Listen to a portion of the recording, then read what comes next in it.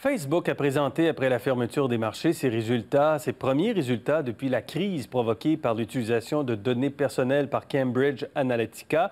L'entreprise surprend quand même un peu tout le monde avec un bond de 49 des revenus à près de 12 milliards de dollars, des profits à tout près de 5 milliards en hausse de 63 Facebook compte 2 milliards 200 millions d'utilisateurs mensuels, une hausse sur 12 mois de 13 et l'action qui est en hausse en ce moment dans les transactions électroniques de 5 Analyse de ces résultats avec Yannick Léroin, ex-journaliste et maintenant conseiller financier chez Médicis. Bonsoir, Yannick Léroin. Bonsoir. Vous êtes toujours passionné par les entreprises, même si vous avez franchi justement la clôture en devenant conseiller financier. Bien, ça ne change absolument rien. J'ai étudié avec autant de passion les entreprises comme Facebook, les entreprises québécoises, nord-américaines en général.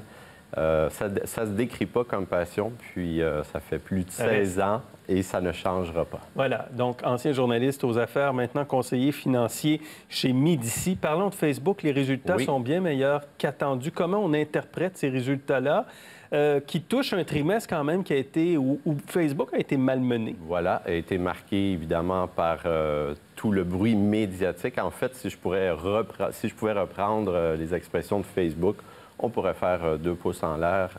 Les résultats sont impressionnants. Une hausse marquée des revenus de 49 une hausse qui est plus rapide que la hausse des coûts, des dépenses, parce qu'on sait que Facebook veut régler plusieurs problèmes. Elle embauche massivement. Donc ça, c'est un indicateur qui est vraiment intéressant.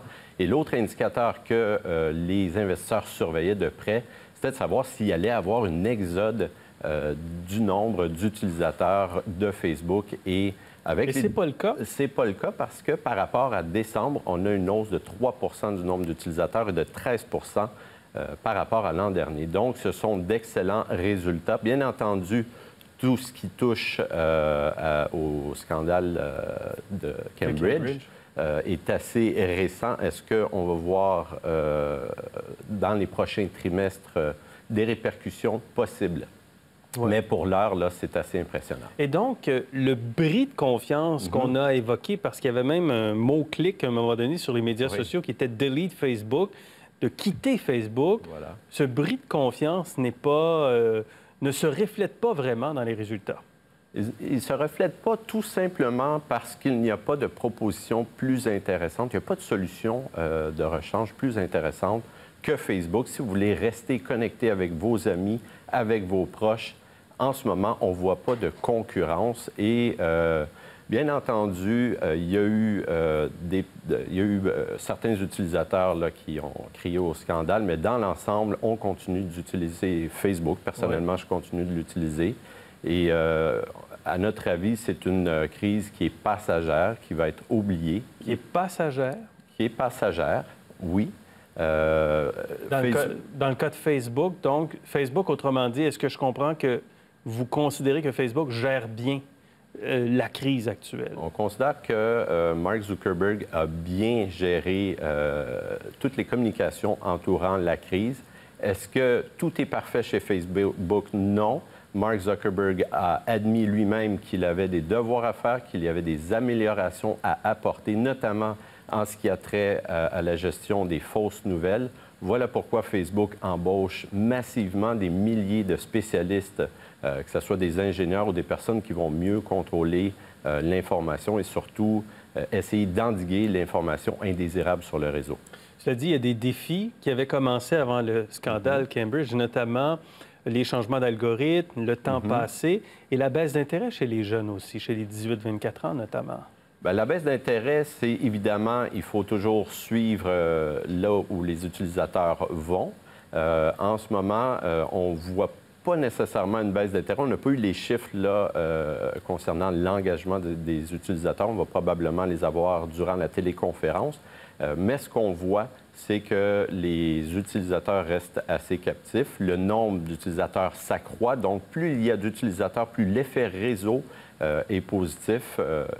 Donc, à notre avis, il n'y a pas vraiment d'effet défavorable sur Facebook. Est-ce que la réglementation en Europe qui s'en vient le 25 mai, où on va resserrer un petit peu sur les données personnelles, est-ce que c'est un enjeu important pour Facebook?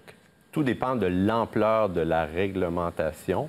On le sait, ce n'est plus à savoir s'il va y avoir réglementation, mais c'est quand et quelle ampleur.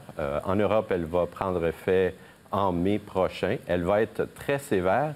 Il pourrait y avoir des amendes équivalentes à 4 des revenus annuels des entreprises fautives, donc celles qui enfreignent les règles.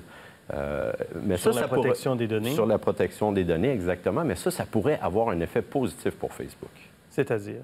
Eh bien, ça pourrait faire sortir les plus petits acteurs, les entreprises moins solides, celles qui n'ont pas les ressources que Facebook ou Google ont, c'est-à-dire une armée d'avocats pour étudier tous les tenants et aboutissants des nouvelles règles. Et il faut dire que Facebook s'y prépare, Google également, depuis 1 an. C'est pas nouveau.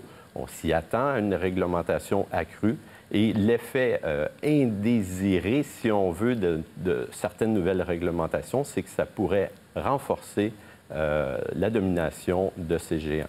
Intéressant. Merci beaucoup, Yannick Leroy. Ça me fait un grand plaisir.